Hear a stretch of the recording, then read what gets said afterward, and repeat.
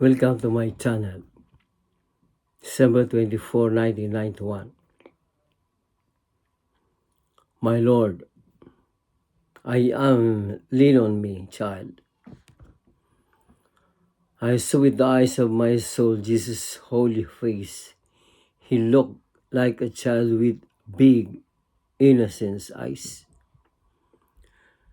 Tremendous reparation have to be done to cicatrize the wounds of this earth, wounds and cuts made by wickedness and sin.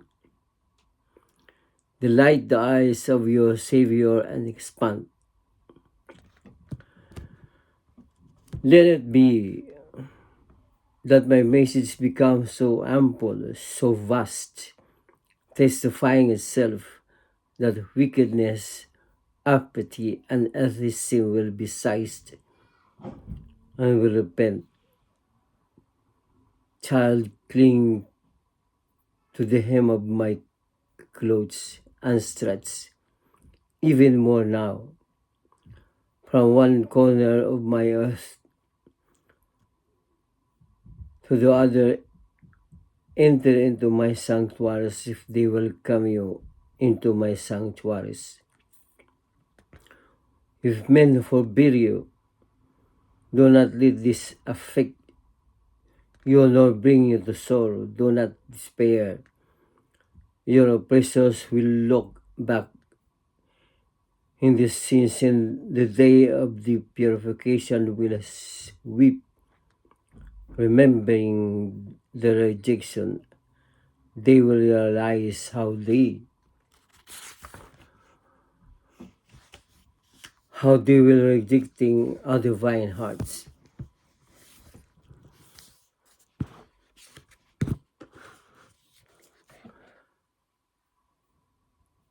And you, O two hearts that prophesied, daughter, follow my bloodstained footprints and pronounce my holy name. In the gathering, the time has come that you should not hesitate anymore. Plant vineyards everywhere and anywhere you can. Make gardens out of deserts. I have blessed my message to prosper and take root. So courage, daughter. Suddenly I felt a sword of fire pierce me, and I cried out, Lord, I miss you. You miss me because you saw my glory, right? Citadel after citadel is being besieged by the rebel. I come today and offer all mankind of peace. But very few listen. Today I come with peace terms and a message of love. But the peace I am offering is blasphemed by the earth, and the love I am giving them is mocked and jeered in this eve of my birth.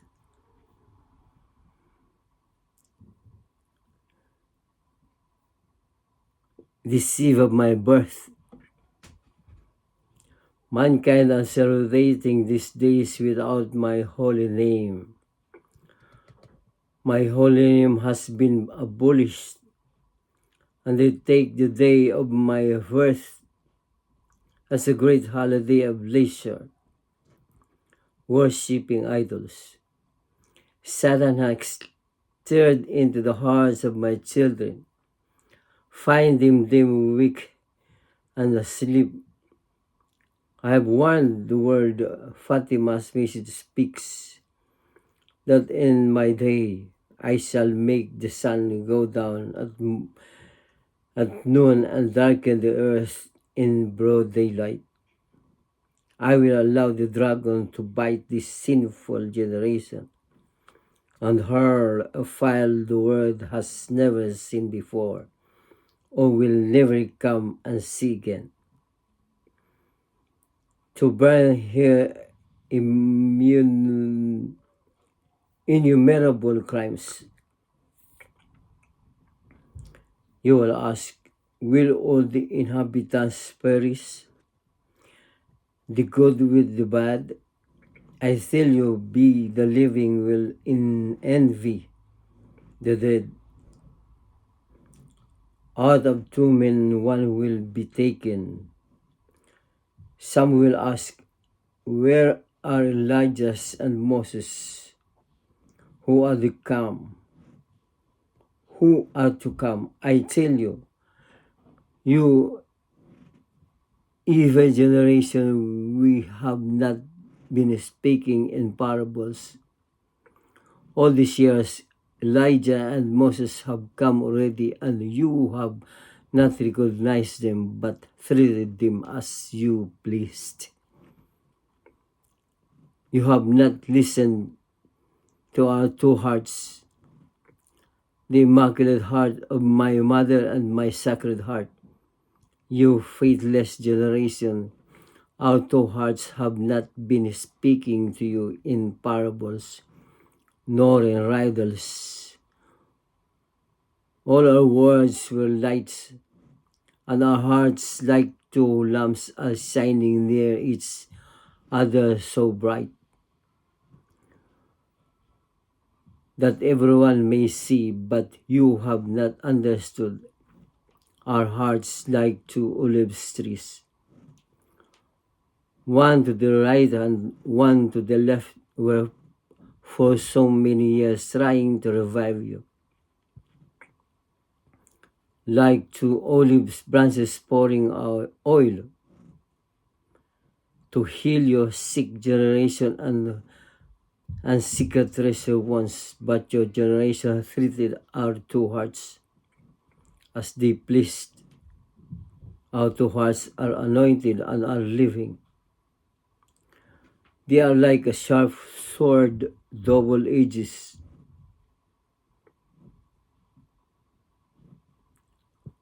prophesying, but the rebellious spirit in this generation is crucifying my word. The double-edged sword, and are rejecting our two hearts who speak in you today.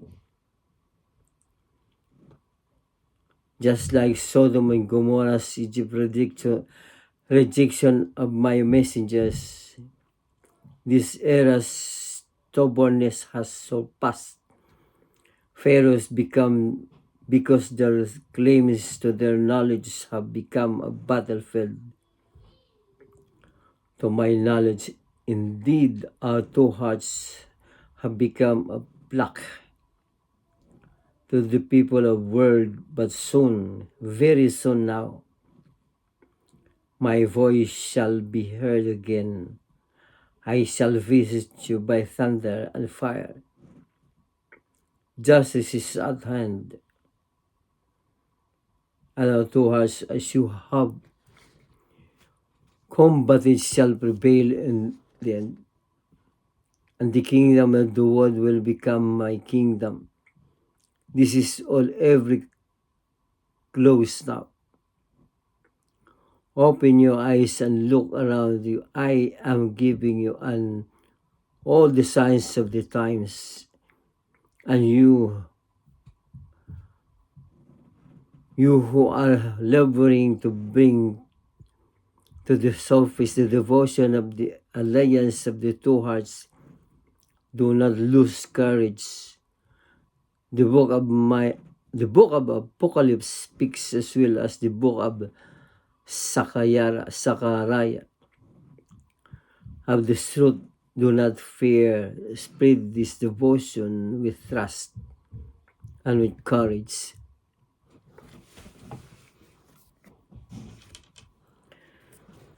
Mga kaibigan, Catholic o non-Catholic,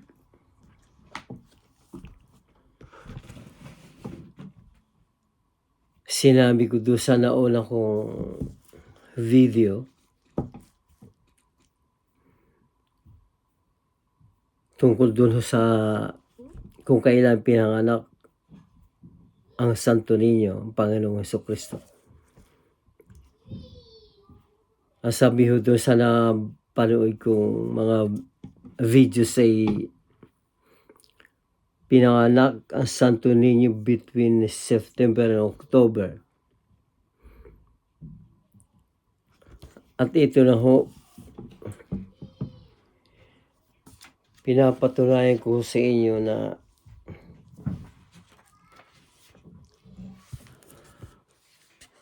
ang Santo Niño ho ay pinanganak dahil ito December 24, ito message na to eh. And December 24, 1991 ho ito message na to ay ipinanganak ho December 24.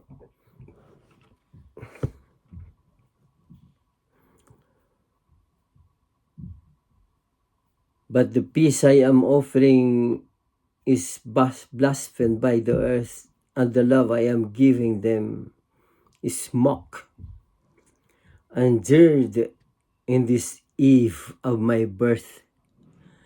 This eve of my birth,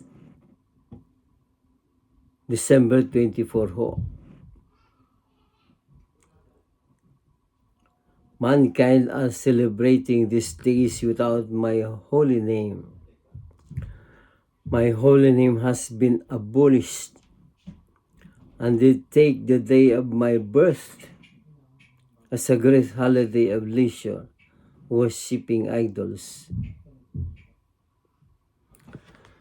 Nagdidiwang ho ang buong sanlibutan sa petsang ito, December 25. Dahil ho sa Christmas, the birth of Jesus Christ. December 25 ho.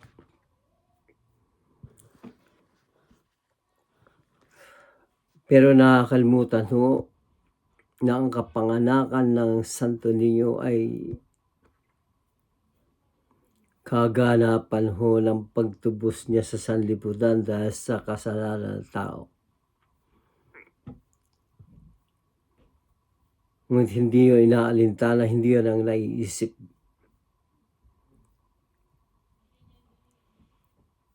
Because mankind are celebrating these days without my holy name. My holy name has been abolished, and they take the day of my birth as a great holiday of leisure, worshipping idols.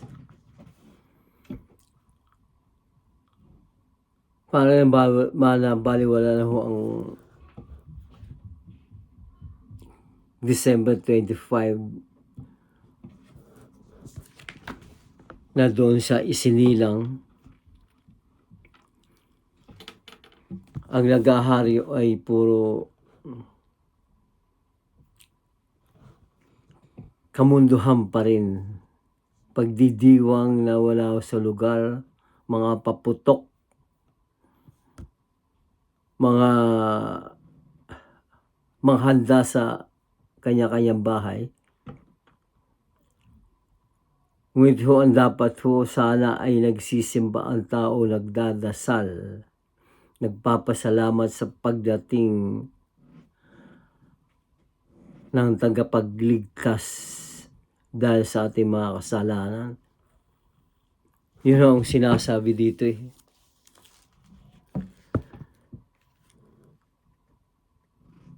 Mankind are celebrating these days without my holy name. Nagdidiwang ho. Nung araw ho, nung maliit pa ako, mga 60s, 1960s,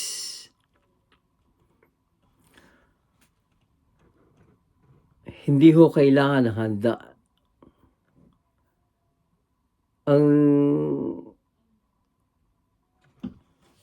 Ang nanay ho kasi masyadong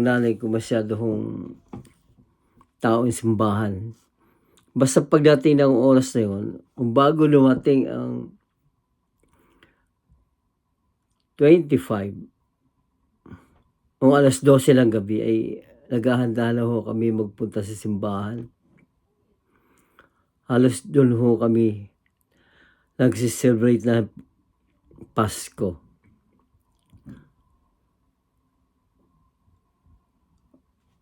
Nagdadasal ho doon, nagpapasalamat sa pagdating ng Santo Niño, ang kanyang kapanganakan ho. Pagkatapos ng misa, uwi na kami. May salo-salong konti. Dahil gano'n naman sa probinsya, hindi katulad sa syudad. Puro paghahanda. Ngunit wala naman nung nagsisimba. Yun ang araw na dapat ipagsimba, yung 12:00 ng gabi. Dahil may misa naman ho eh.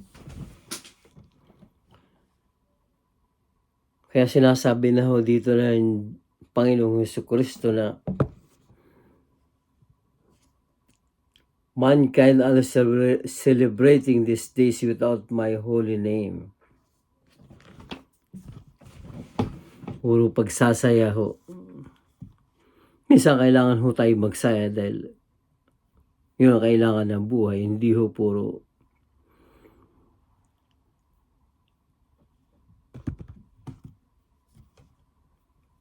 sama ng loob.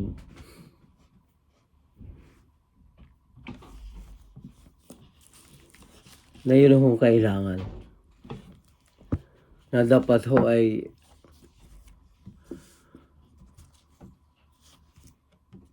bigyan natin ng puwang ang ating sarili sa petsang yan. At talagang dapat natin dakilain.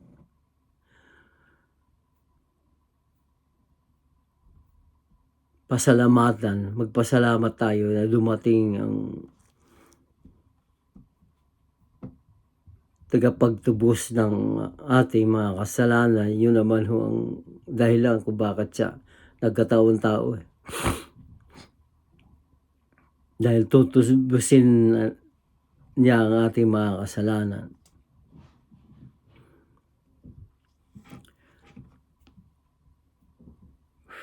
Catholic and non-Catholic, baguhin na natin ang ating buhay. At sana masusunod pa mga Pasko. Hindi lamang ho para pagsiselebrate. Ang importante ho ay magsiselebrate tayo sa simbahan. Magsimba tayo dahil yun ang kailangan. Kukunti lang ho ang nagsisimba, nagpupunta sa simbahan pagdating ng Kapaskuhan o yung talagang 12:00 ng gabi sa simbahan. Lahat ho abalang-abala sa paghahanda ay mga paputok. Kaya kinabukasan marami hong pumutok ang ulo, maraming nasusugatan, maraming na hospital. Sana ibahin na ho natin. At siya nga ho pala, I will stand corrected about my last video about how about the laymen. Ang akala ko kasi na ang laymen ay mga pari na ho talaga. Yun ho pala ay mga unordained man na hindi pa ho nagiging pari, hindi pa naordinahan. Pero parang saserdotal na ron sila. But I will stand corrected that they are not the priests. Paumanhin po. Maraming salamat. Salamat po sa araw na to. At pagnilayin ho ninyo ang bawat mensahe na binabasa ko sapagkat hindi lang naman para sa akin to, para sa atin lahat. Maraming salamat ho. Subscribe and share.